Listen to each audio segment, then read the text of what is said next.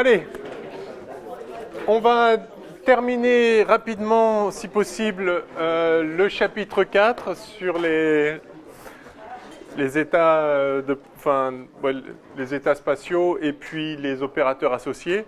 Donc je vais terminer la rotation et puis on va démarrer le chapitre 5 dans la foulée. Donc je crois qu'on était dans un 7e, générateur des rotations, c'est ça ?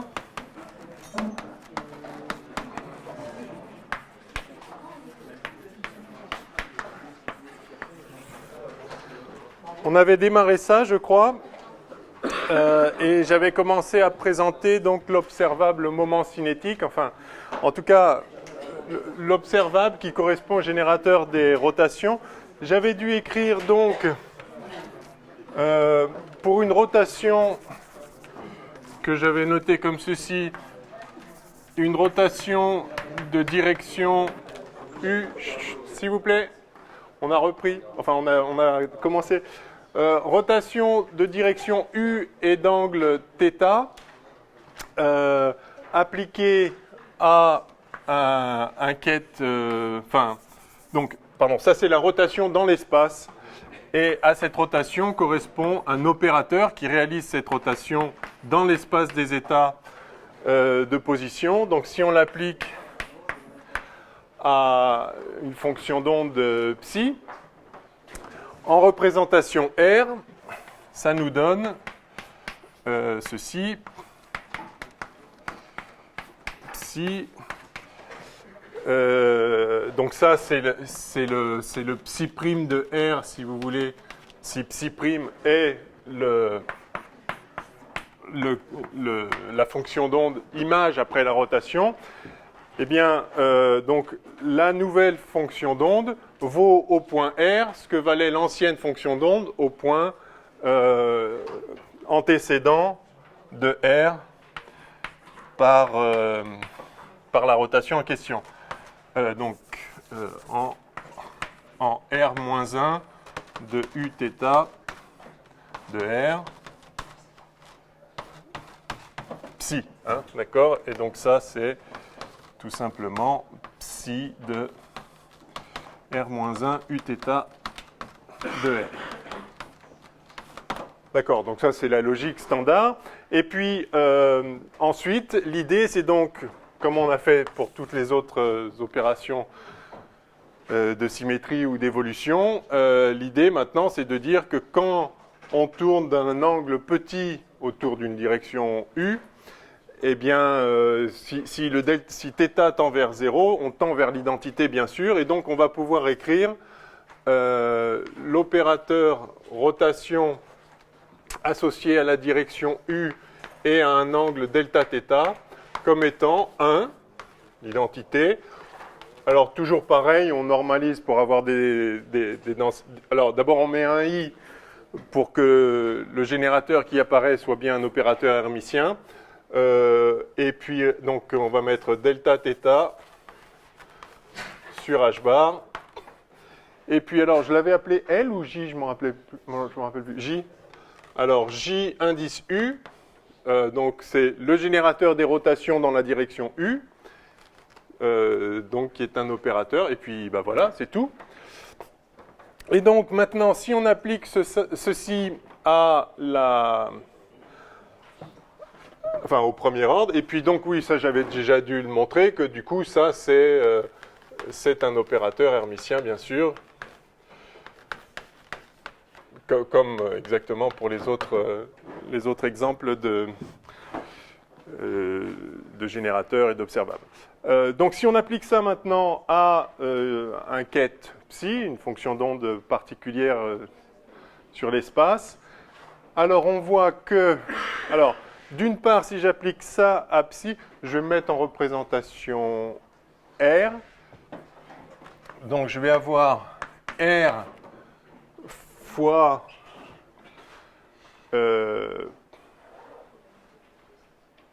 alors attendez, oui, si j'applique ça à psi, ok, je vais l'écrire en toutes lettres. U Δθ appliqué à psi, donc c'est exactement ça, sauf que maintenant c'est Δθ. Donc ici j'ai psi j'ai psi prime de R qui doit être égal à... Alors, je vais dire que dans la rotation, R se transforme en... je vais l'écrire ça où?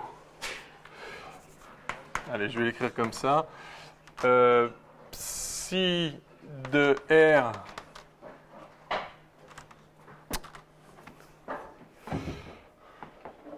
Oui, le psi prime de R, c'est le psi, c'est ce que je viens de mettre ici. Alors, je vais écrire ça comme ça. Psi de R moins delta R, où delta R est le changement de position associé à la rotation.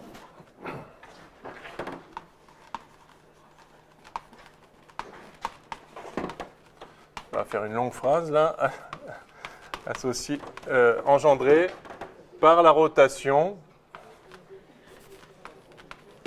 R U delta θ. D'accord? Donc, ça, c'est psi de R, enfin, c'est le psi au nouveau, c'est le nouveau psi au point R, donc c'est l'ancien psi au point R moins delta R, si delta R est la variation de position engendrée par la rotation. D'accord? J'ai une fonction d'onde qui vaut ce qu'elle vaut en tous les points de l'espace, et j'effectue une rotation d'angle delta θ autour de la direction U. Ça fait bouger chaque point d'un petit dr lié à cette petite rotation. D'ailleurs, on peut l'écrire tout de suite, ce dr. Que vaut dr? Que vaut delta R? Alors là, la gestion du tableau, ça ne va pas encore être ça va pas encore être formidable. Je vais le mettre là. Que vaut delta R? Ah, allez, non, je vais essayer d'être propre. Ouais, mais c'est compliqué d'être propre. Comment je fais? Comme ça, comme ça, comme ça. Comme ça.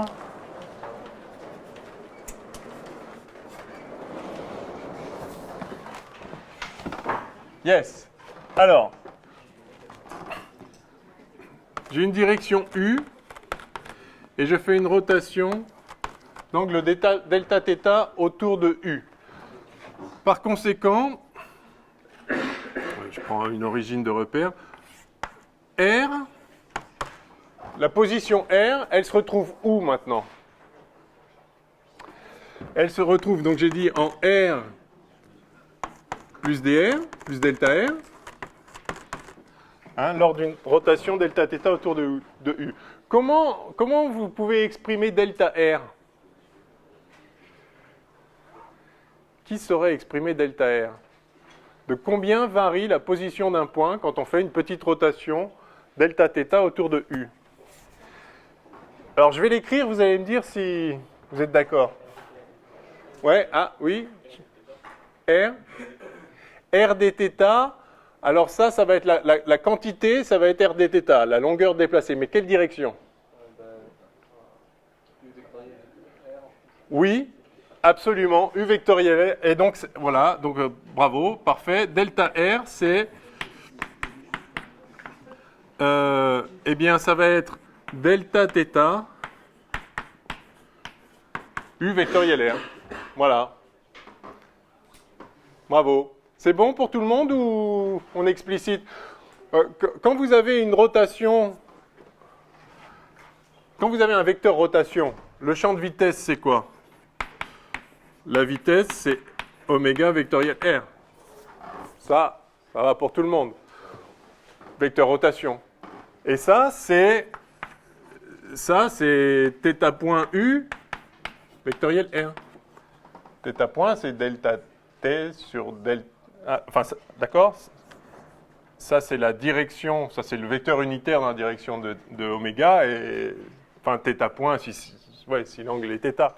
Et donc, vous avez dr sur dt, qui vaut donc dθ sur dt, U vectoriel R. Et ben, voilà. OK? Donc, effectivement, le déplacement élémentaire lors d'une rotation delta θ dans la direction U, c'est delta θ U vectoriel R. Par conséquent, si on reprend maintenant ceci, on voit que en représentation R, position, quand on applique la rotation au quête psi, on se retrouve avec la fonction d'onde, donc psi de R moins delta R,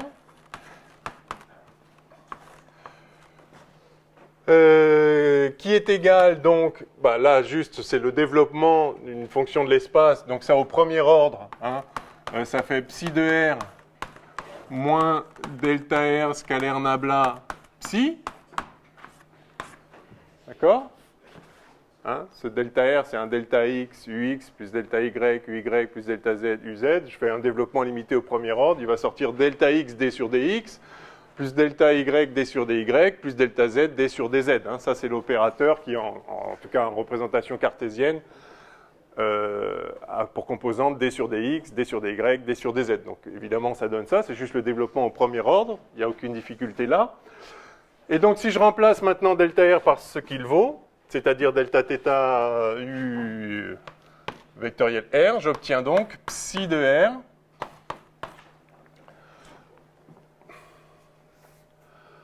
eh bien, moins delta θ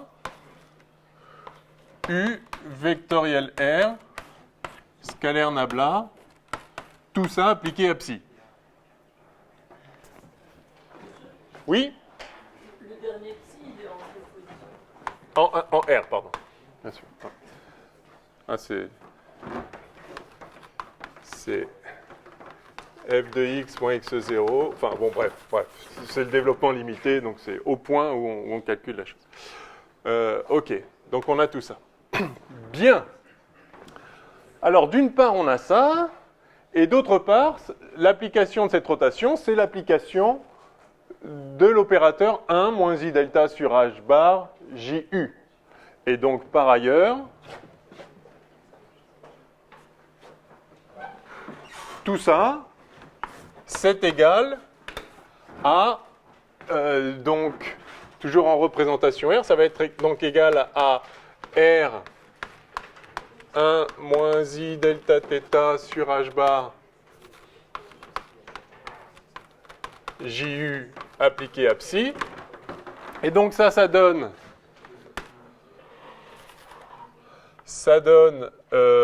alors pour le 1, ça donne psi de R.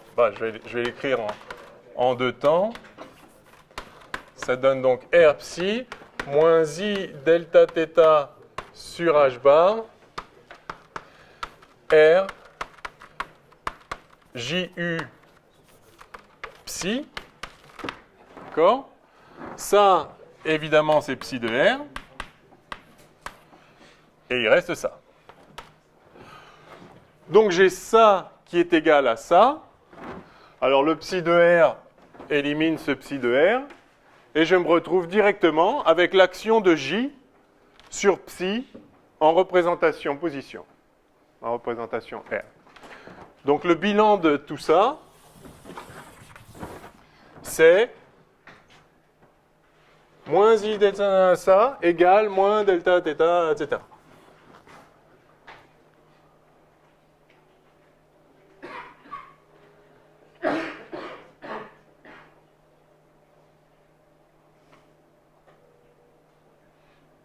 OK. Donc ça fait, si j'écris simplement l'action de J en représentation R, psi, c'est égal à, alors les delta θ s'en vont, les moins s'en vont, j'ai un I sur H bar qui, si je le passe de l'autre côté, fait H bar sur I, c'est-à-dire moins I H bar, moins I H bar, U vectoriel R, scalaire nabla appliqué à psi, de R, hein, toujours.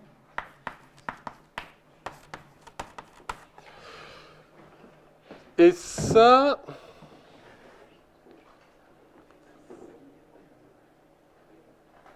je vais le modifier un tout petit peu.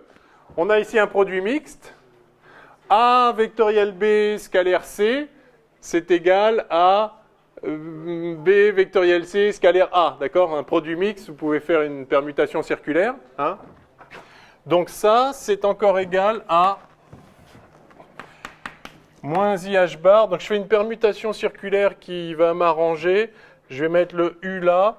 Donc je les tourne comme ça. Donc ça fait R vectoriel nabla scalaire U psi de R. Appliqué à psi de R. Yes? C'est une simple manipulation algébrique. Hein?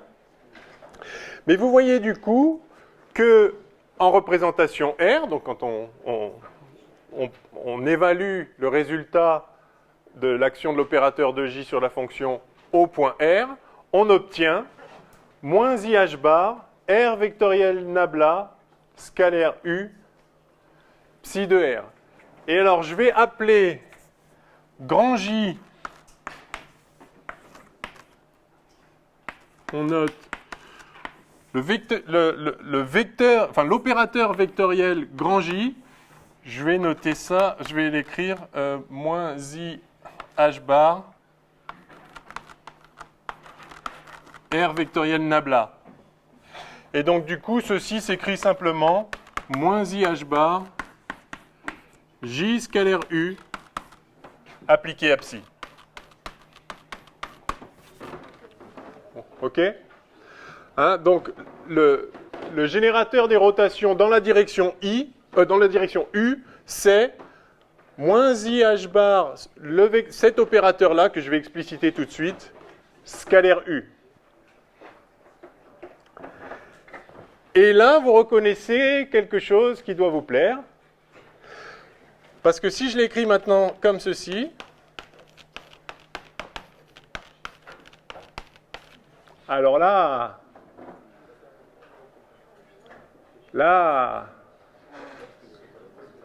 ouais. C'est quoi cet opérateur-là? Non. CP. CP, c'est l'opérateur impulsion. On a vu qu'en représentation R, P, c'était moins IH bar. Alors, à une dimension, c'est moins IH bar D sur DX. À 3 dimensions, c'est moins IH bar nabla. Et donc ça, c'est R vectoriel P. Waouh! Et ça, c'est le moment cinétique. D'accord? R vectoriel P, c'est le moment cinétique. En physique classique, c'est le moment cinétique. Pardon, c'est P chapeau. Ici, c'est l'opérateur P en représentation R. Alors, on peut travailler dans n'importe quelle représentation. Je travaille en représentation R parce que tout est complètement explicite, puisqu'on a, en fait, on a explicité l'action de la rotation en termes de fonction d'onde, de valeur de psi au point R. Donc, voilà, on vient de trouver, en fait, que le générateur des rotations dans la direction U, c'est J scalaire U. Alors, évidemment, dans la direction UZ, ce sera J scalaire UZ. Dans la direction n'importe quoi, ce sera J scalaire n'importe quoi. Et ce J, c'est l'opérateur moment cinétique qu'on aurait pu écrire qu'on aurait pu deviner. Le moment cinétique en classique, c'est R vectoriel P. Eh bien, en physique quantique, il apparaît que le générateur des rotations, c'est l'opérateur R vectoriel P. Alors, par ailleurs, on peut même aller plus loin. Ce R, qui n'est pas ici en tant qu'opérateur, mais il agit en représentation R. Donc, en représentation R, en fait, petit r, c'est l'opérateur R, hein, puisque on a ça, d'accord? Ça, c'est par définition l'opérateur R est celui qui agit sur R en faisant sortir R comme ceci. Et donc maintenant, si je prends le bras associé à ça, j'ai également R qui est égal à RR, comme ça. Enfin, à dire, c'est la même chose. RR égale RR, mais enfin, donc bras, opérateur, etc. Donc finalement, l'opérateur moment cinétique, le voici. Ça, on n'a plus besoin. L'opérateur moment... Enfin, l'opérateur générateur des translations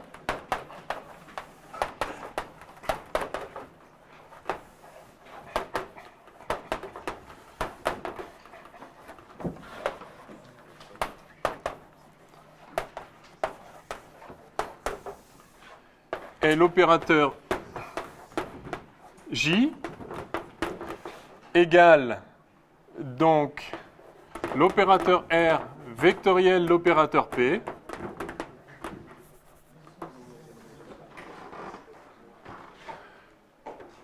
qui donc en représentation R s'écrit comme ceci. En représentation P, il s'écrira R en représentation P, c'est IH bar D sur DP, enfin gradient par rapport à P, vectoriel P, le vecteur P. Donc après, cet opérateur, vous le représentez comme vous voulez. Mais c'est ça l'opérateur. C'est l'opérateur position, vectoriel, l'opérateur quantité de mouvement ou impulsion. Et donc on l'appelle bien sûr, on l'appelle opérateur moment cinétique.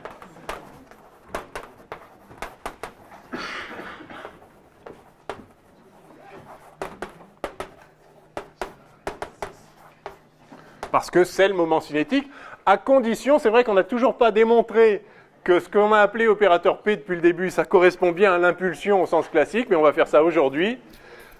Si c'est bien le cas, si P c'est bien l'impulsion, alors J c'est bien le moment cinétique. Mais on va démontrer vraiment aujourd'hui proprement en étudiant une particule libre et puis un système élémentaire libre, puis un système élémentaire soumis à un potentiel, que P c'est vraiment l'impulsion. OK ? Donc vous voyez que le générateur des rotations dans la direction U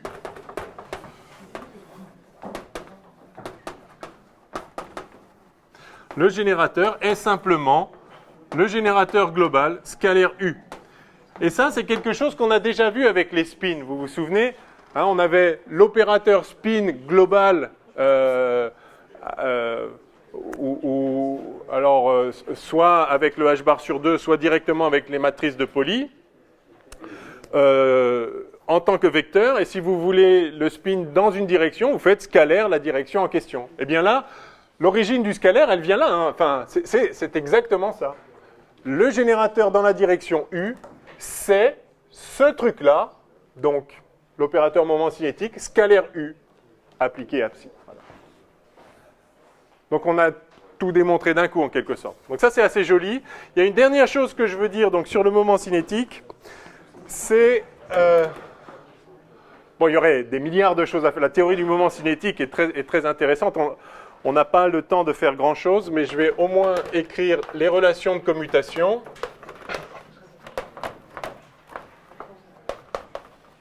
Parce que ça, c'est vraiment essentiel. J'ai une caractéristique.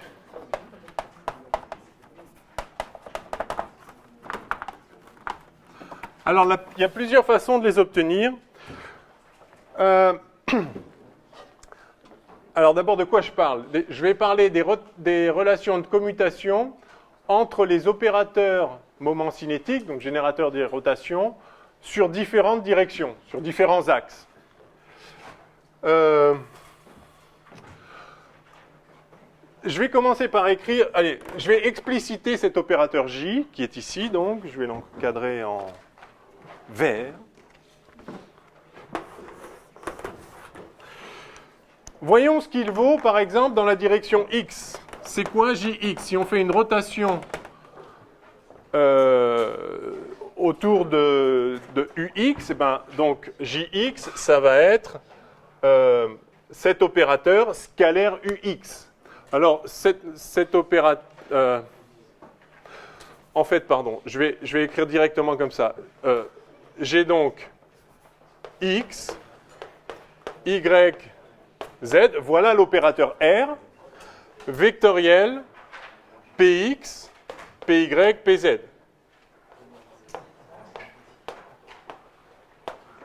D'accord ?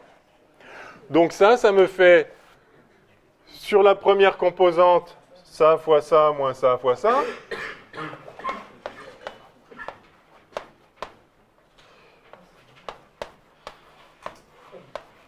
Et puis toutes les combinaisons, toutes les permutations circulaires.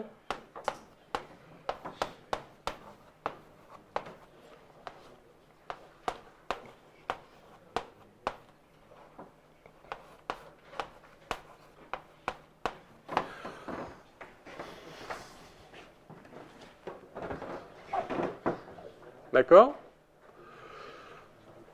Alors, il n'y a pas de problème d'ordre ici, hein, puisqu'on a vu que Z permute avec Px, Y permute avec Px, X avec Py, enfin, tous ces couples-là d'opérateurs permutent, hein, puisque à chaque fois, celui-là il multiplie par Z et celui-là il dérive par rapport à Y. Donc il n'y a pas de conflit. Vous pouvez d'abord dériver par Y, puis multiplier par Z, ou multiplier par Z, puis dériver par Y. Z est une constante du point de vue de Y. Donc tout ça, il n'y a pas de souci ici. Alors, je peux encore l'expliciter davantage. En représentation R, en représentation position, quand on applique ça, ces opérateurs sur une fonction d'onde, psi de R, on obtient, ça va faire Y, alors il y a un IH bar, bien sûr, il y a même un moins IH bar, donc Y D sur DZ, moins Z D sur DY. Et puis ça, c'est moins IH bar, Z D sur DX, moins X D sur DZ, etc., etc. J'espère que je ne suis pas trompé dans ma permutation circulaire, ce qui ne serait pas impossible. Mais je pense que ça doit être ça. Donc voilà comment agit... Oui ? C'est R vectoriel matrice. R. J égale R vectoriel P à gauche. Ouais. P, c'est une matrice ou un vecteur et matrice. C'est un vecteur d'opérateur. Ouais. C'est comme pour R, c'est ce vecteur-là. Voilà. OK ? Oui ? Ah, j'ai mis translation ou ça ? Ah, merci. Oui, bien sûr, c'est rotation. Merci. Je sais pas comment j'ai fait pour... Et rotation. Voilà. Merci. OK ? Bien, alors... Quand on a traité le cas des translations, on est tombé sur 3 générateurs aussi, un dans chaque direction, puis après, si vous voulez une autre direction, vous faites des combinaisons linéaires qui s'imposent. On avait trouvé justement Px, Py, Pz. Ça, ce sont les générateurs des translations, d'accord ? Ces générateurs-là, ils commutent en fait. C'est-à-dire si vous faites, c'est ce qu'on avait vu déjà, si vous faites Px, Py, moins Py, Px, évidemment, ça fait 0. Parce que les translations elles-mêmes sont commutatives. C'est-à-dire, si je me déplace de 3 pas vers la gauche et de 2 pas vers l'avant, c'est pareil que si je m'étais déplacé de 2 pas vers l'avant, puis de 3 pas vers la gauche. J'arrive au même point, c'est commutatif. Et donc, les générateurs des translations commutent également. Si on l'explicite, par exemple, en représentation R, vous voyez qu'ici, vous avez, avec un moins IH bar, vous avez un D sur DX, ici un D sur DY, et puis là, un D sur DY et D sur DX. On sait bien que D2 sur DX, DY, c'est D2 sur DY, DX. Donc, ces générateurs commutent parce que les translations elles-mêmes commutent. Mais pour les rotations, on va voir que les générateurs des rotations, c'est-à-dire JX, JY, JZ, ne commutent pas. Et ils ne commutent pas pour une raison fondamentale, c'est que les rotations ne commutent pas. Si vous tournez par là, puis par là, c'est pas pareil que si d'abord vous tournez par là, puis par là. Ça donne pas du tout le même état final. Donc il y a si je prends cet objet, disons je le mets vertical côté effaceur vers vous. Si je tourne, je sais pas, je vais tourner de 90 degrés autour de cet axe-là, puis autour de cet axe-là. Donc d'abord autour de cet axe-là, ça me fait ça. Puis maintenant autour de cet axe-là, ça me fait ça. Et si j'avais d'abord tourné, donc je me retrouve comme ça. Si j'avais d'abord tourné autour de cet axe-là, puis autour de cet axe-là, j'aurais eu ça. C'est pas pareil. Là, ça pointe vers le bas. Hein, tandis que tout à l'heure, j'ai dit quoi? D'abord ça, puis ça, vous voyez, ça pointe par là. Enfin, ça n'a rien à voir, c'est pas le même état final. Les rotations dans l'espace ne commutent pas. Et ce qu'on va voir, c'est que ça implique que les générateurs des rotations non plus ne commutent pas. Et en fait, les relations de commutation des générateurs des rotations sont directement reliées à la façon dont ne commutent pas les rotations elles-mêmes. Donc en fait, ce qu'on va voir apparaître dans les relations de commutation des générateurs des rotations, c'est la structure même du groupe des rotations à 3 dimensions. Et donc ça, on va trouver des relations de commutation qui sont caractéristiques non pas de la physique quantique en réalité, mais de ce que sont les rotations dans l'espace. Enfin, ça ne commute pas, mais on va préciser de quelle manière ça ne commute pas, c'est-à-dire que vaut le commutateur. Alors allons-y, je ne vais pas tous les calculer, mais il suffit d'en calculer un, et puis les autres se déduiront par permutation circulaire. Donc je vais simplement calculer, par exemple, le commutateur JX, JY, d'accord, en le faisant, par exemple, en représentation position, puisqu'on a explicité ici les variables. Donc ça fait, par définition, ça fait JX, JY moins JY, JX, d'accord? Il faudra appliquer ça à une fonction psi. Alors, voyons ce que ça donne. Je vais changer de tableau. Lequel je prends? Bonne question. Allez. Je prends dessus.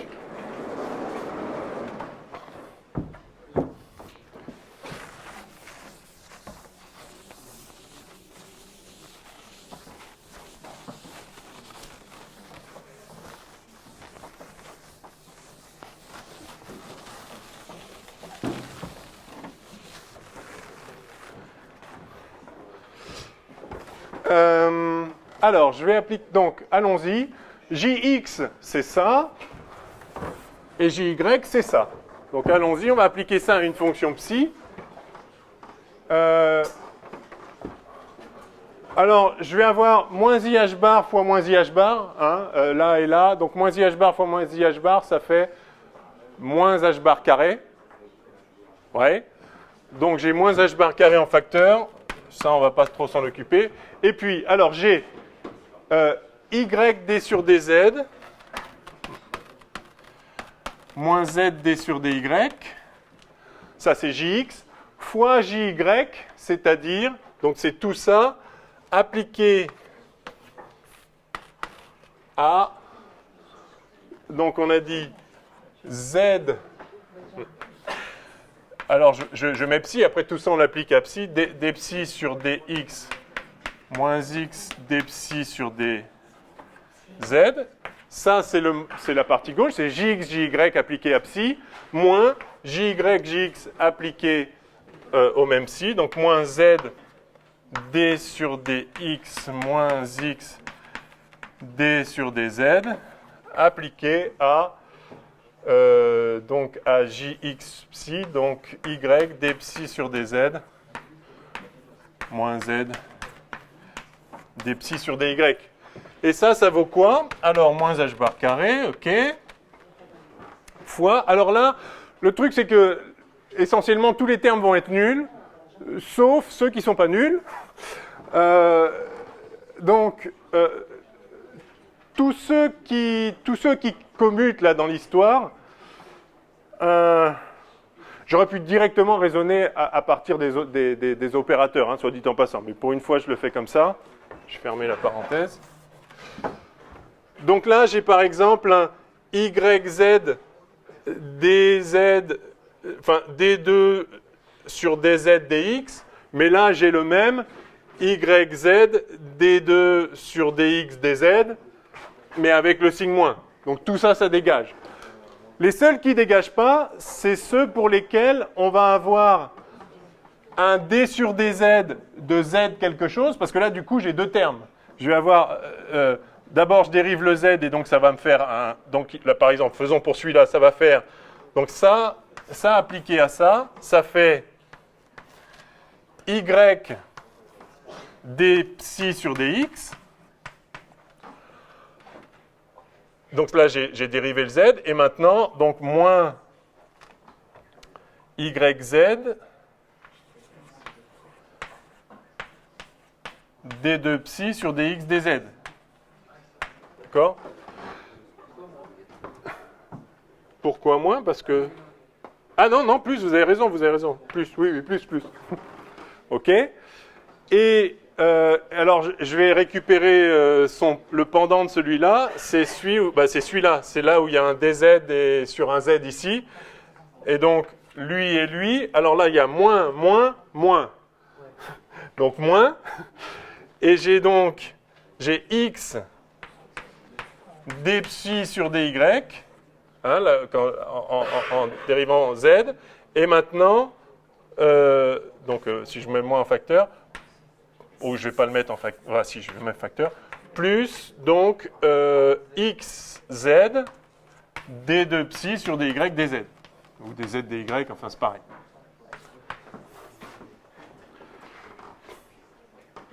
A.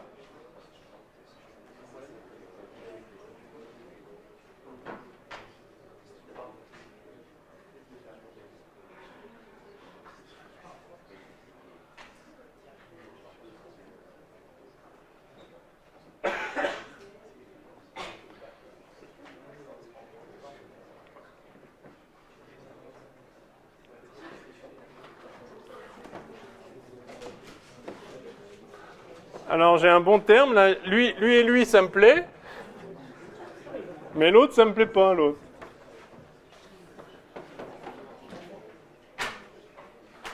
Ah, si, d'accord.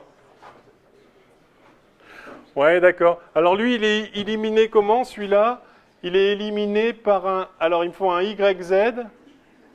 Bon, là, c'est lui. Et ici... Ah oui, le YZ, il est là. Donc là, j'ai bien un moins YZ D2 psi sur DX DZ. Vous voyez que celui-là, il est là. Hein? Ça me fait avec le sigmoid ici, moins YZ D2 psi sur DX DZ. Et donc, il dégage. De même, celui-là, il va dégager avec un ici. Bref, faites-le tranquillement, on ne va pas perdre 5 minutes de plus là-dessus. Tout dégage, sauf justement ceux qui ont dérivé les Z là, hein, parce que tous les autres, c'est symétrique. Et donc, il reste ici, moins h bar carré, y d psi sur dx, moins x d psi sur dy. Et maintenant, si vous regardez bien, ça, c'est la troisième composante, c'est le JZ à IH bar près. À moins IH bar près. Moins IH bar près? Ah non, c'est ça. Là, c'est XD sur DY, donc c'est à IH bar près. Hein? Ça, c'est égal à H bar carré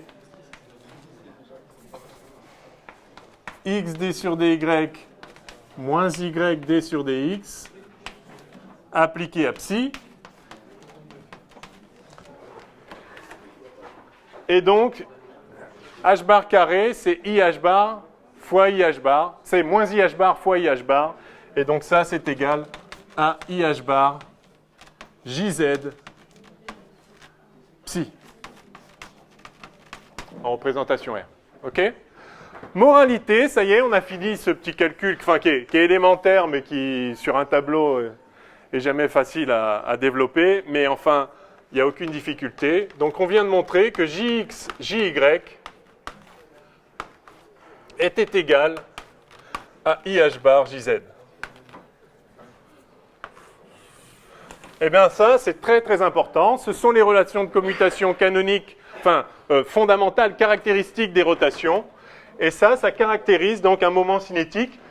Quand vous avez des opérateurs, un vecteur d'opérateurs, donc un opérateur vectoriel avec 3 composantes, x, y, z, peu importe les directions, hein, mais dans une base orthonormée directe, sur un repère cartésien direct, vous avez des relations de commutation Jx, Jy égale IH bar Jz. Évidemment, de la même façon, Jy, Jz égale IH bar Jx, etc. Allez, on va écrire les 3. Et donc JZ, JX égale IH bar JY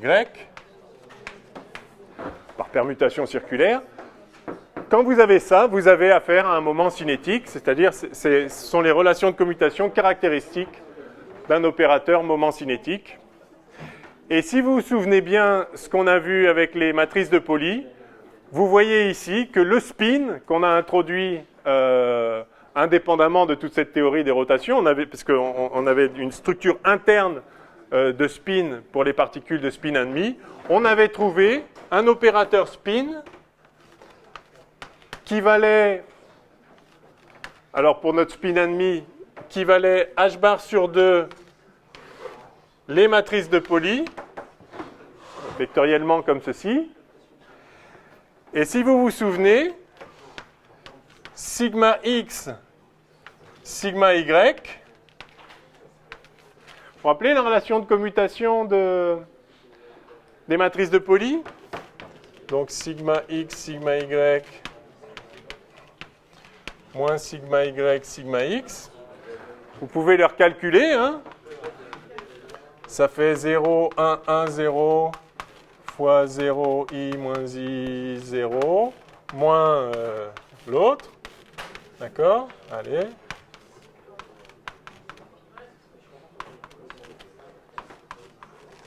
Eh bien, ça fait très exactement 2i fois ça.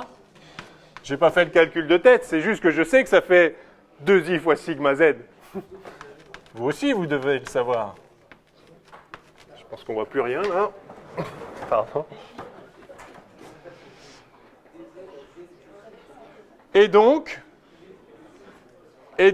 vous avez ici, effectivement, sigma x. Donc, si vous faites fois h bar sur 2 de ça, fois h bar sur 2, ça va faire h bar carré sur 4. Avec le 2, ça fait h bar carré sur 2. Et donc, ça fait bien IH bar fois h bar sur 2 sigma z. Donc, vous avez Sx, Sy qui vaut, en commutateur, qui vaut IH bar Sz. Et pareil avec toutes les permutations circulaires. L'opérateur de spin qu'on a introduit avec Sternegger-là et tout ce qu'on a fait sur l'espace des états de spin, cet opérateur spin est un opérateur moment cinétique. D'où le lien avec les rotations qu'on a vu se manifester à travers la sphère de Bloch, etc. Enfin bon, tout ce qu'on a dit sur le lien entre spin et rotation, bien que ce ne soit pas des rotations explicites dans l'espace comme ceci, mais si on applique une rotation dans l'espace, c'est-à-dire si je tourne le Sternegger-là, l'appareil qui mesure le spin, si je fais une rotation dans l'espace physique, ça correspond à une rotation, enfin à une modification dans l'espace interne des états de spin qui est associé donc à cet opérateur-là. Eh bien cet opérateur-là, c'est effectivement un opérateur moment cinétique puisqu'il vérifie les relations de commutation qui sont inhérentes à la structure des rotations à 3 dimensions. Oui?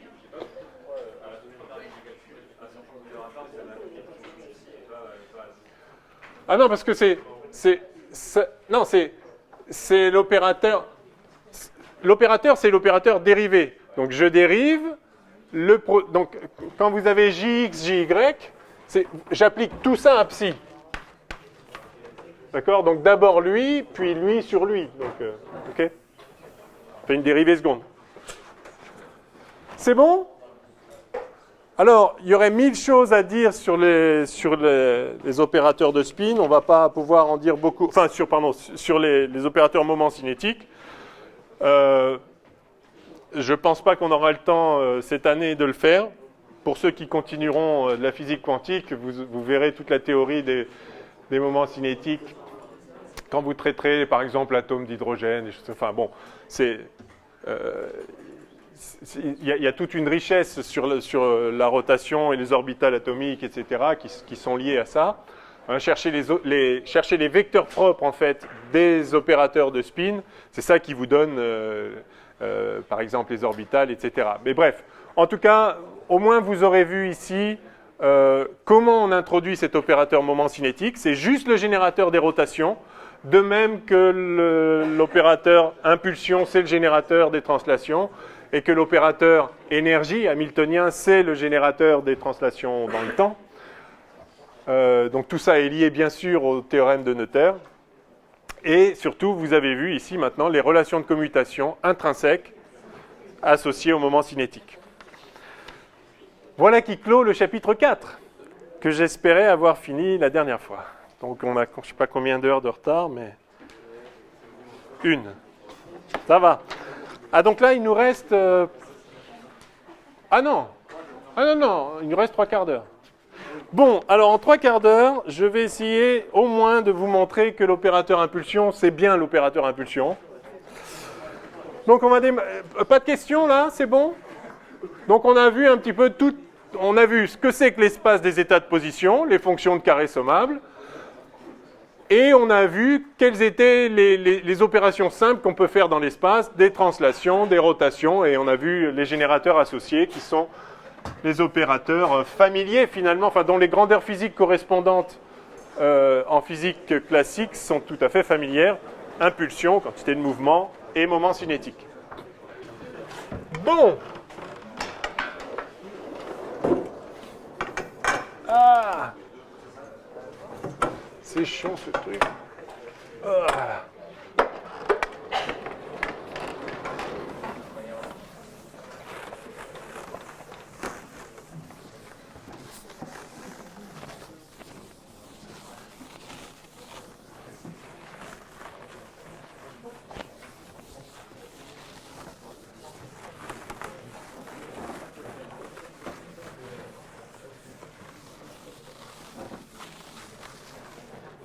Bien.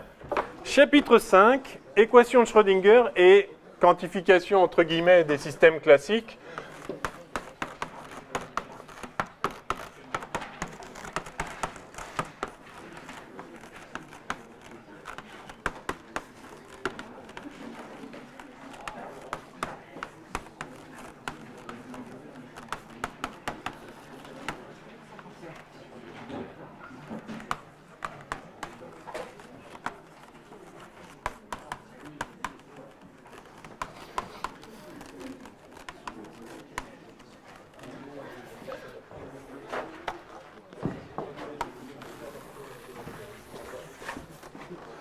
Voilà.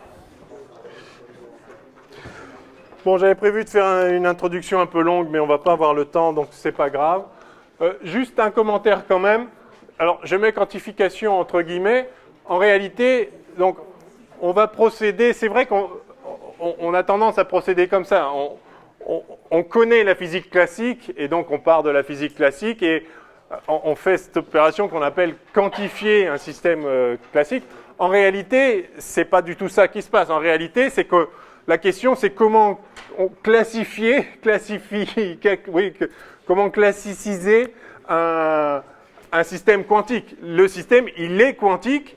La question, c'est comment ça se fait qu'il se manifeste comme s'il y avait des valeurs bien définies pour n'importe quelle grandeur physique, dans n'importe quel état des systèmes qu'on constate ordinairement dans notre environnement familier. Donc, toute notre intuition sur la réalité physique naît de notre expérience au sein d'un environnement particulier, naît aussi de milliards d'années d'évolution biologique qui nous a dotés de façons d'appréhender le monde à travers les sens, mais aussi à travers notre système de représentation cognitive, qui nous a dotés de concepts qui sont efficients, qui fonctionnent bien dans l'environnement familier dans lequel on s'est développé. Et dans cet environnement, il est caractérisé par le fait qu'on a en fait toujours accès qu'à des systèmes macroscopiques constitués d'une quantité gigantesque. Une mole, c'est 10 puissance 23, enfin 6 10 puissance 23, comme vous savez. Donc, des quantités gigantesques d'ingrédients élémentaires qui sont soumis aux lois quantiques.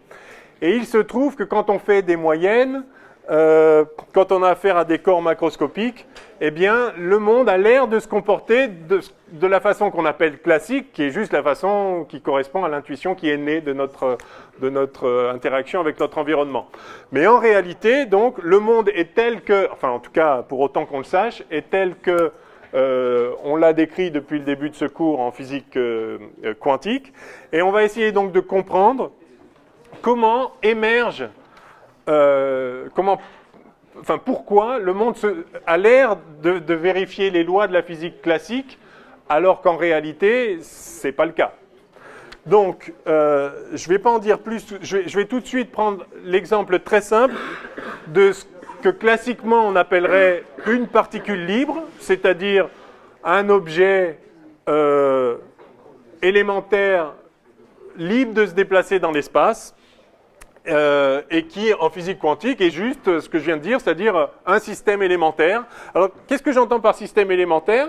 C'est un système qu'on ne peut pas décomposer en deux sous-systèmes, par exemple. Si vous avez deux sous-systèmes, on a vu comment fabriquer un système à partir de deux sous-systèmes. Chaque système a son propre espace de Hilbert des espaces des états, et l'espace des états du système global, c'est le produit tensoriel des espaces de Hilbert individuels. Là, on parle d'un système élémentaire dont l'espace des états n'est pas décomposable en un produit tensoriel de sous-espace, si vous voulez. Bien, alors, grand 1, on va commencer donc par une particule libre, et je vais mettre, je vais écrire ça comme ça, système élémentaire, donc entre parenthèses, particule, entre guillemets, entre parenthèses et entre guillemets, système élémentaire libre, donc dans l'espace. Ce qu'on entend par libre ici, c'est soumis à aucune force. Juste libre. Bon. Alors, premièrement, Hamiltonien et équation de Schrödinger.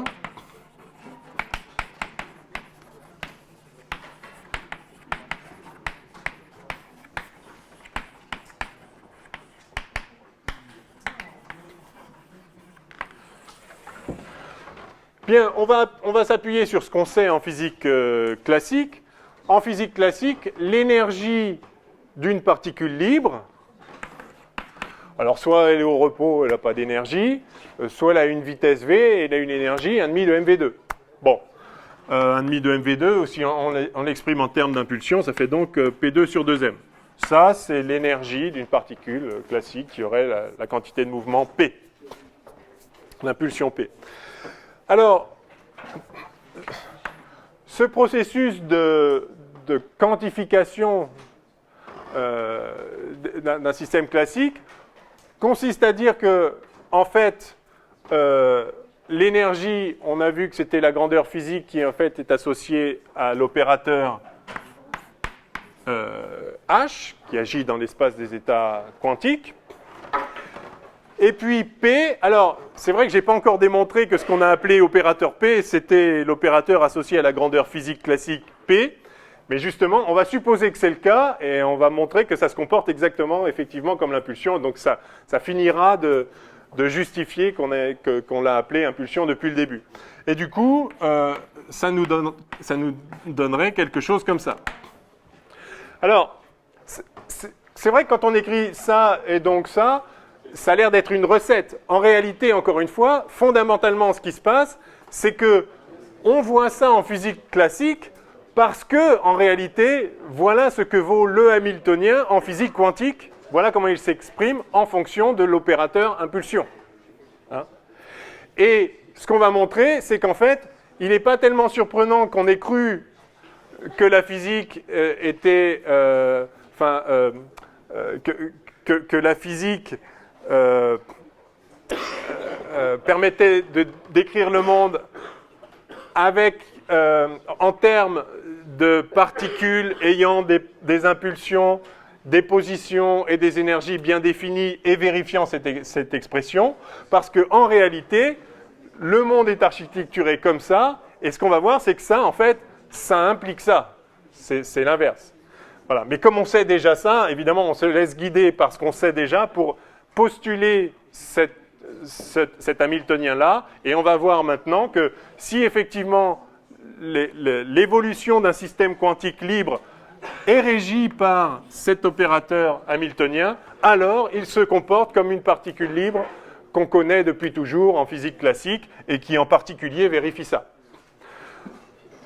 d'ailleurs, une particule libre, on peut dire une chose, on peut dire deux choses. On peut dire que, enfin, on peut dire, on peut dire que ça, c'est son énergie, mais on peut aussi dire que son équation du mouvement, c'est mdv sur dt, enfin, c'est dp sur dt égale somme des forces. Pour une particule libre, c'est 0. Et on peut dire aussi que ce qu'on appelle P, c'est en fait m fois v. Et on peut dire aussi, du coup, si on intègre cette équation, que si la particule est à l'instant t égale 0 en R0, on aura, à l'instant t, on verra la particule en R de t égale R0 plus v fois t. D'accord? Donc ça, c'est tout ce qu'on sait en physique classique. Et il n'y a rien d'autre à dire. Une particule libre, soumise à aucune force, elle a cette équation du mouvement. Et du coup, P égale constante, parce que dP sur dt égale 0. P égale constante, et donc soit c'est 0, ça reste 0, soit c'est V, ça vaut V, et son énergie, c'est P2 sur 2m. Et si elle a une vitesse V, donc c'est-à-dire une quantité de mouvement P sur M, je peux l'écrire ici P sur M, une vitesse, pardon, P sur M, si elle est en R0 à l'instant 0, eh bien à l'instant T, elle sera en R0 plus P sur M, T. Voilà. Oui? Donc ça, c'est en classique. Ça, c'est en classique. Ça, c'est ce qu'on sait, voilà, jusqu'à présent, voilà. Enfin, il n'y a rien d'autre à dire sur une particule libre. Ceci résume tout. Parce qu'en quantique, on peut avoir des particules à masse zéro ou pas? On peut, oui. Ouais. Oui, on peut avoir des particules à masse zéro. Oui, oui, oui, oui. Comme un photon, par exemple. Bon, le concept de particule, de toute façon, n'est pas un très bon concept, mais donc. Ah oui, je vois ce que vous voulez dire. Ah oui, du coup, comment on écrit ça? C'est ça votre question? Si m vaut 0. Oui, alors, ok, on va faire une particule libre massive. Elle est libre. Ouais. Non, mais... Enfin, elle est libre, mais elle a une masse, oui. Mais du coup, c'est sa masse inertielle ici. Hein. Il n'y a pas forcément de gravitation. Hein. C'est sa masse inertielle. Donc oui, vous faites bien quand même de poser la question. C'est vrai qu'à partir du moment où j'écris ça, je considère une particule massive. Alors, donc, néanmoins, enfin, ce que j'ai dit n'est pas faux. Il y a des particules sans masse en physique quantique, mais du coup, elles ne sont pas soumises à cette équation-là. Donc, c'est important, vous avez bien fait de le préciser. Système élémentaire libre de masse m. OK. Bien.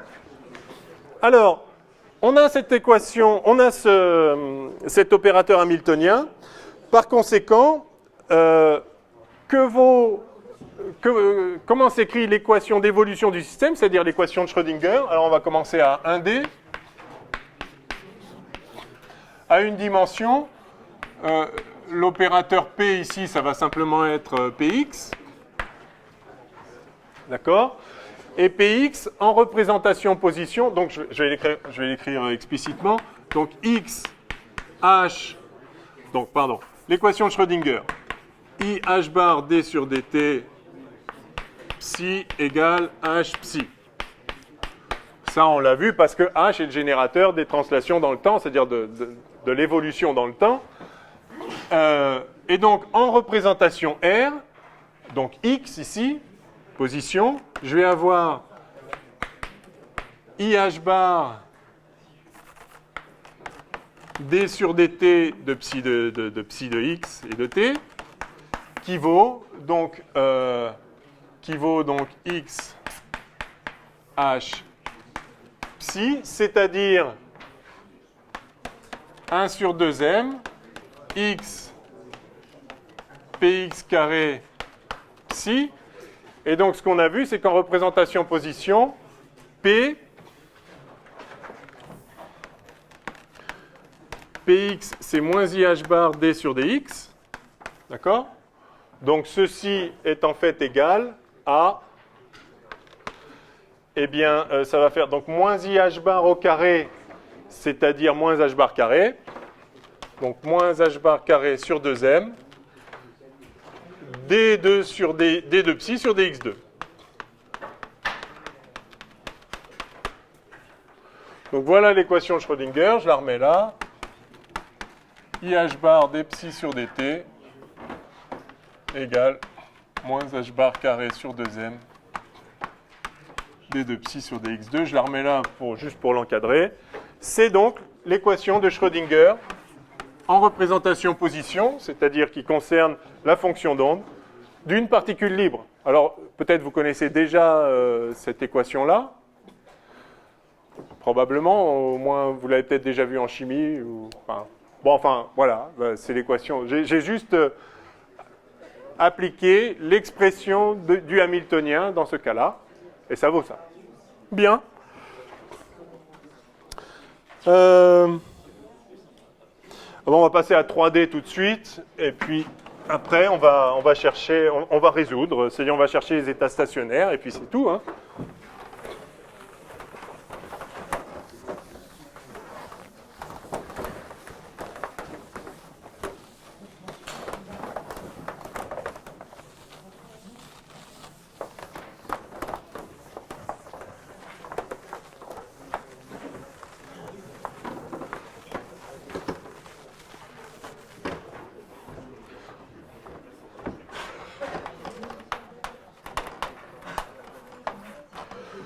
Donc à 3D, qu'est-ce que c'est que l'opérateur P carré? En fait, c'est l'opérateur P scalaire P, bien sûr. Hein, c'est donc Px au carré plus Py au carré plus Pz au carré. Un tout commute là-dedans, il n'y a aucune difficulté. Donc on va simplement avoir, pour l'équation de Schrödinger, eh bien, de la même façon, IH bar d psi sur dt égale moins h bar carré sur 2m Laplacien, hein, d2 sur dx2 plus d2y plus d2 sur dy2 plus d2 sur dz2 appliqué à psi. Donc voilà l'équation de Schrödinger à 3D. Bien. Alors, deuxièmement, état stationnaire.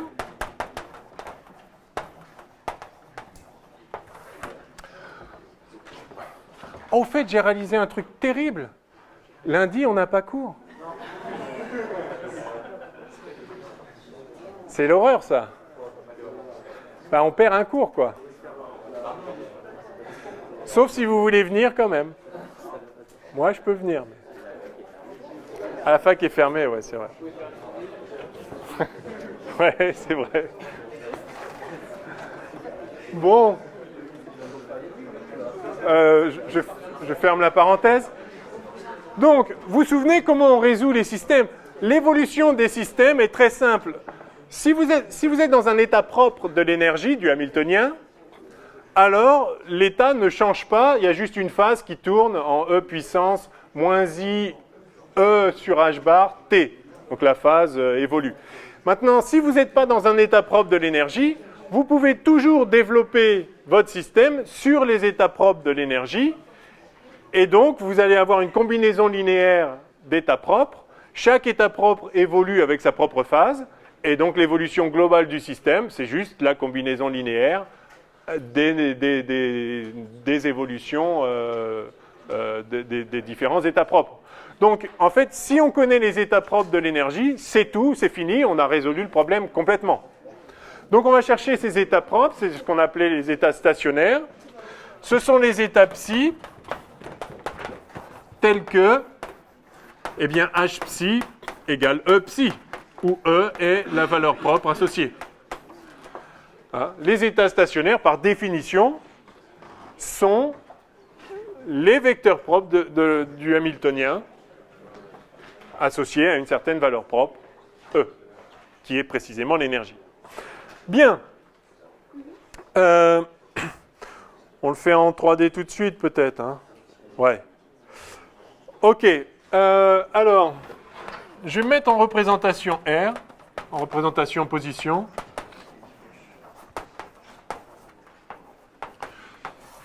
On dit R ou position, enfin on se comprend. Hein.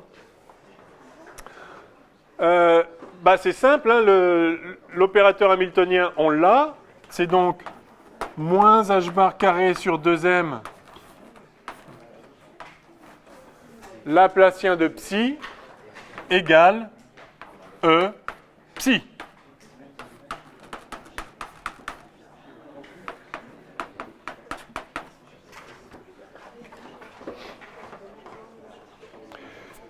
Et donc, on va chercher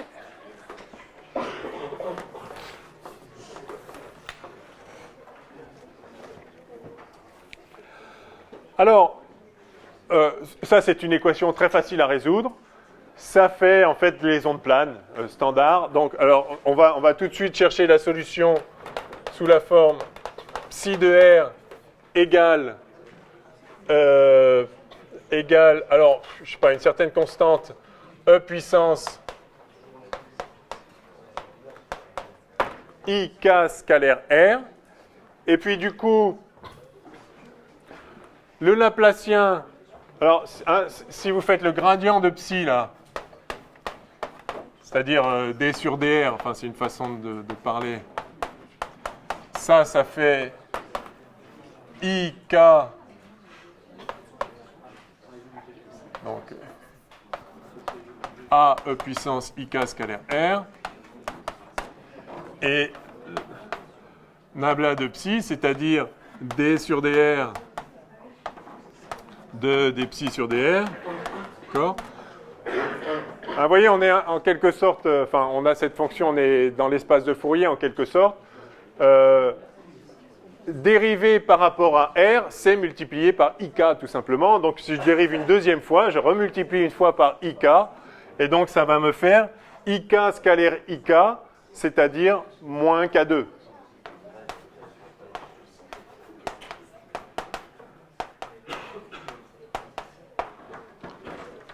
D'accord? Donc ça, c'est delta de psi. Et maintenant, l'équation de Schrödinger qui est ici me donne donc moins h bar carré sur 2m fois delta, c'est-à-dire h bar carré K2 sur 2m psi, enfin fois ça, donc pardon, A E puissance IKR égale E fois le même psi, c'est-à-dire A E puissance IKR.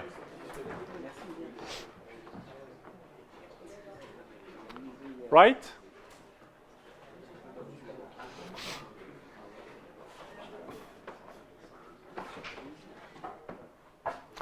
J'ai mis un T là. Évidemment, je me suis mis en stationnaire pour l'instant, hein, donc ce T, c'est qu'une fonction de R. Hein. Là, c'est un opérateur c'est juste une dérivée par rapport à R. Donc, vous pouvez mettre le T que vous voulez, ça ne changera rien. Donc, je cherche la partie spatiale ici, bien sûr. On verra après justement comment ça évolue dans le temps. Donc, vous voyez que ceci est vrai. Donc, ça veut dire que toutes ces fonctions-là sont bien des fonctions propres de l'opérateur hamiltonien H. Avec quelle valeur propre? Avec la valeur propre E égale H bar carré K2 sur 2M. Donc, les fonctions A E puissance IK scalaire R sont fonctions propres du hamiltonien.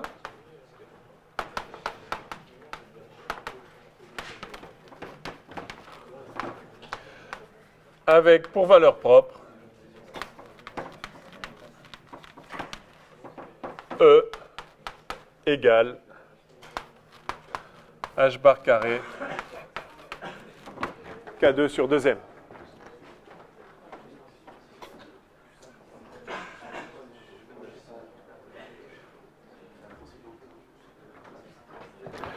C'est-à-dire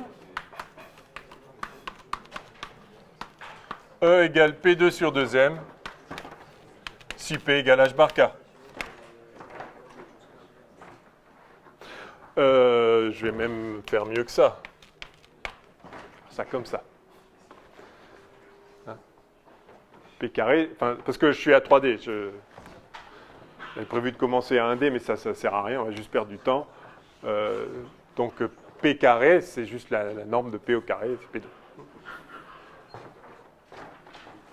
Donc voilà, on a trouvé les... Alors maintenant quand même, une remarque importante, c'est que ces fonctions propres du Hamiltonien ne sont pas dans l'espace des états, parce qu'elles ne sont pas de carré sommable. On ne peut pas normaliser cette fonction. J'ai mis ici le A, donc ça c'est une constante. A priori, on se dirait, bon, maintenant on va normaliser l'état, on va choisir le A qui donne une norme égale à 1. Ouais, sauf que si vous intégrez cette fonction-là, enfin, si vous calculez sa norme, somme de psi étoile de R, psi de R, dr sur tout l'espace, bah, vous voyez bien que, enfin module au carré, pardon, hein, enfin oui, c'est ça, psi étoile psi, donc c'est module au carré, le module vaut A, si vous intégrez A sur un espace infini, c'est fini. Enfin, c'est pas fini, c'est terminé, vous ne pourrez jamais le normaliser. Ok ? Donc, les fonctions propres, en réalité, ne sont pas dans l'espace des états. Mais ça, c'est une difficulté qu'on a déjà rencontrée dans notre étude générale du chapitre précédent, à savoir que cette fonction-là, vous la reconnaissez, c'est le ket P, ça. Ce n'est rien d'autre que le ket P. Je vais changer de tableau. Donc là, on est en représentation R, mais... Allez, je vais quand même faire un petit effort.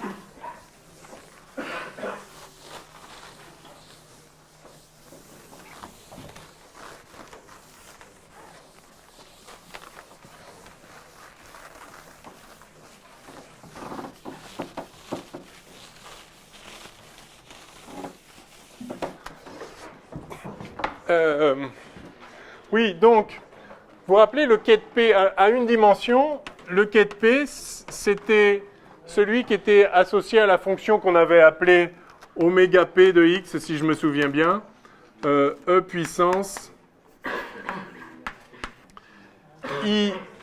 IPX sur h bar, bien sûr. Et puis on avait dû la normaliser à 1 sur racine de pi h bar, peut-être bien, probablement, oui. Enfin, peu importe la constante de normalisation, enfin, pas peu importe, si on veut que ce soit une base généralisée orthonormée, il faut mettre effectivement ce facteur normatif. Hein, et donc ça c'est ça qui nous avait donné P', hein, qui valait ça, là. Hein. Juste petit rappel. Hein, donc vous reconnaissez ici, alors sauf c'est en version 3D ici, hein, donc il y a ça c'est suivant x, enfin ça c'était le ket px, le ket py serait pareil avec ici p, donc là px, py, puis le ket pz. Donc ici, si vous faites maintenant le produit de ces fonctions d'onde, hein, vous avez bien E puissance I, Pxx, plus Pyy, plus Pzz. Hein, donc ça nous donne bien le ket généralisé P, 1 sur racine de pi h bar, E puissance I, alors ça va être puissance 3,5, ça d'ailleurs, soit dit en passant, E puissance I, P scalaire R sur h bar. Donc c'est exactement ça, avec effectivement P égale h bar K.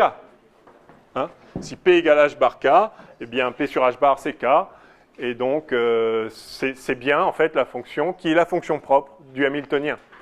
Donc les états propres du Hamiltonien sont les états à impulsion bien définie. Normal, puisque justement l'énergie c'est l'impulsion au carré sur 2m. Donc si vous avez une impulsion bien définie, vous avez une énergie bien définie aussi.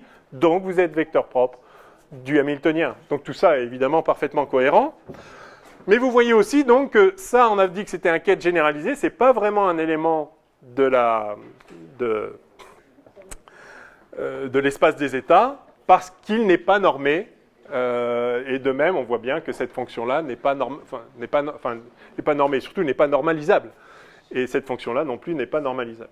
Néanmoins, voici, donc on retrouve ce qu'on attendait en fait, un vecteur propre qui est la fonction d'onde généralisée qui correspond à une impulsion bien définie. Bien, alors est-ce que j'ai le temps de le faire en représentation R, en représentation P? Peut-être vite fait.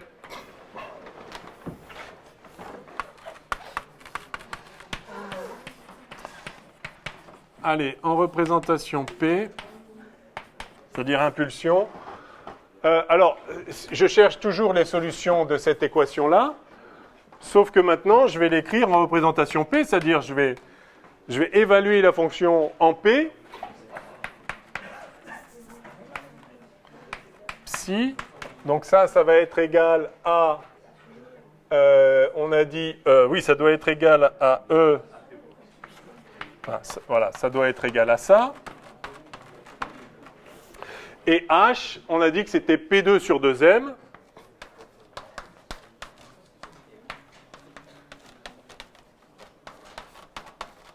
Psi, donc égal E P psi. J'ai pas a priori besoin de faire ça, hein. J'ai résolu le problème en représentation R, tout va bien, hein, mais c'est juste pour vous montrer un petit peu comment ça fonctionne ici. Du coup, l'opérateur P, il est auto-adjoint, c'est un opérateur, c'est une observable physique, donc si je peux décider de le faire agir sur le bras plutôt, enfin le bras sur cet opérateur, ça va donner, puisque P croix égale P, ça c'est donc le bras associé, enfin c'est le bras associé à P2 sur 2M appliqué à P, donc c'est P2 sur 2M fois le bras P. Voilà, égale P psi.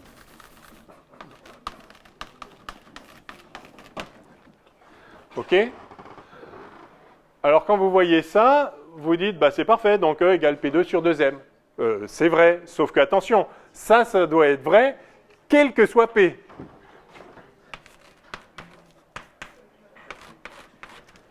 Hein? Ce qu'on veut, c'est ça. H psi égale E psi. On s'est mis en représentation R, donc on a exigé que R H psi est égal à R E psi, quel que soit R. Et maintenant, on se met en représentation P. On veut que ceci soit vrai, quel que soit P. Donc, il vous faut P2 sur 2M. Ça, soit dit en passant, ça c'est... Vous vous rappelez ce que c'est? Ça, c'est la transformée de Fourier de psi évaluée en P. Hein. Donc, finalement, mon équation, la voici. J'ai P2 sur 2M psi tilde de P égale E psi tilde de P, quel que soit P. Alors là, c'est sympa comme on a fait les distributions maintenant. On va pouvoir... Ouais, on n'a peut-être pas fait tout à fait assez en distribution. Mais en tout cas, ce qu'on peut dire ici, c'est qu'en termes de fonction, si psi étoile de P est une fonction, ceci n'est possible qu'à une condition, c'est qu'en fait, psi tilde de P, c'est 0. D'accord? Quel que soit P. Hein. Donc ceci n'est vrai, quel que soit P, que si psi tilde de P égale 0 en termes de fonction. Donc, en tant que fonction,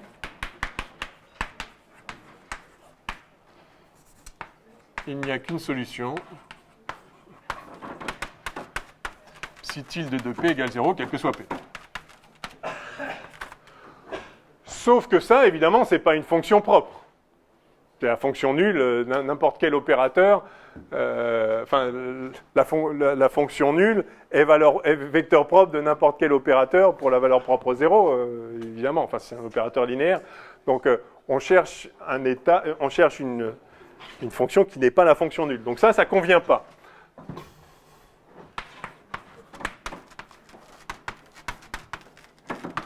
Ah, parce que du coup, d'ailleurs, cette fonction... Oui, si psi de p vaut 0, on peut mettre n'importe quel e, hein, pendant qu'on y est, du coup. Hein. Enfin, donc... On n'avait pas dit égal p carré sur deuxième tout à l'heure? Oui. Oui, on a dit... Oui, mais là... Non, non, certes, on est parti de là pour écrire le hamiltonien, mais là, on cherche les vecteurs propres de cette équation-là. De celle-là, c'est-à-dire de celle-là. Donc, on cherche ça pour un E à déterminer. C'est-à-dire, je cherche les... Plus exactement, voilà, pardon, pas de celle-là, de celle-là. Je cherche les états propres de l'équation de Schrödinger, c'est-à-dire les psi qui vérifient ça. J'ai constaté en faisant l'étude sur R, que en représentation R, que ces fonctions-là sont effectivement vecteurs propres de H pour la valeur propre E, à condition que E soit H bar carré K2 sur 2M, c'est-à-dire, si j'appelle P égale H bar K, P2 sur 2M. Maintenant, je veux résoudre la même équation, c'est-à-dire ça avec E quelconque, enfin je cherche les valeurs propres et les vecteurs propres associés, et donc il faut que P H bar psi soit égal à E P psi, quel que soit P. Et donc il faut que j'ai ça, quel que soit P. Donc en termes de fonction, il n'y a qu'une seule solution, c'est la fonction nulle, mais ce n'est pas une fonction propre. Non ? Qu'est-ce qui vous gêne ?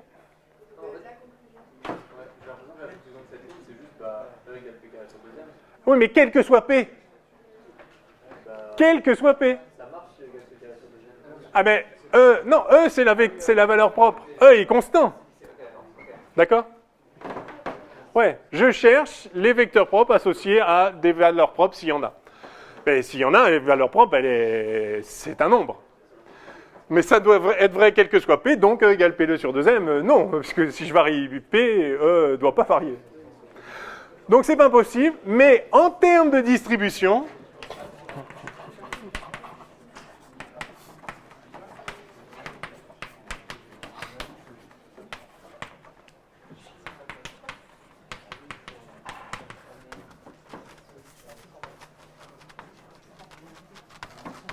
en tant que distribution, si vous voulez, il existe les solutions suivantes. Eh bien, ce sont les solutions psi tilde de P égale au grand A, un facteur de normalisation quelconque, delta de P2 sur 2M moins E. Ça marche.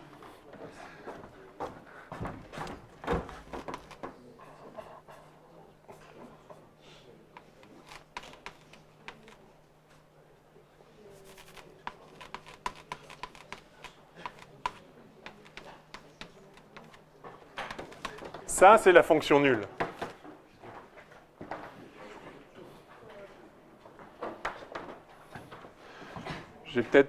J'aurais peut-être dû rajouter une ligne ici. J'ai en fait P2 sur 2M moins E psi tilde de P égale 0. Hein, c'est ça. Ça, c'est ça. Pardon, donc rajoutez cette ligne-là entre les deux. D'accord ? Je cherche ça quel que soit P, c'est-à-dire je cherche la fonction qui, quel que soit P, vérifie ça. Eh bien ça a une solution en termes de distribution qui est précisément delta de P2 sur 2M moins E. Parce que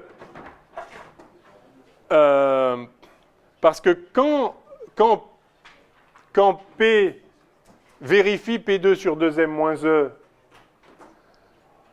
égale 0, c'est-à-dire quand P2 sur 2M égale E, ça c'est nul, mais quand P2 sur 2M n'est pas égal à E, alors ça c'est nul si cette fonction c'est ça. Donc ça, c'est la solution générale en termes de distribution de cette équation-là. Ouais. Ouais. Bon, on en reparlera mercredi prochain quand on fera les distributions, quand on continuera sur les distributions. Tout ça pour dire qu'on retrouve en représentation P que la solution, c'est bien psi tilde de P égale ça. Et du coup, ça donne quel psi de X, ça? Vous rangez vos affaires? C'est vrai? Oh la vache! Bon, alors ça fait psi de X qui vaut 1 sur racine de 2pi h bar, somme de moins l'infini à plus l'infini, c'est la transformée de Fourier inverse, c'est-à-dire e puissance i kx, enfin oui, avec le h bar, si je mets p sur h bar, psi tilde de p dp, et ça me donne 1 sur racine de 2pi h bar, e puissance ipx sur h bar. Donc on retrouve bien, en fait, si on travaille en représentation R, en représentation position, on obtient la fonction d'onde propre comme ceci, qui n'est pas normalisable, qui est une fonction généralisée, soit, enfin une fonction propre généralisée. Si on travaille en représentation R, eh bien on trouve sa transformée de Fourier, et on trouve que c'est le delta qui correspond, et évidemment, c'est bien la transformée de Fourier de celle-là. Donc travailler en représentation position, en représentation impulsion, c'est juste travailler d'un côté de l'espace de Fourier ou de l'autre. Enfin, mais évidemment, c'est cohérent. Bon, alors, on n'a pas réussi à... Bon, bah, soit, hein, c'est la vie. Hein. Je suis triste, mais c'est comme ça. Non, mais le pire, c'est qu'on n'ait pas de cours lundi. Ça, c'est terrible, ça. Bon. Eh bien, bon week-end.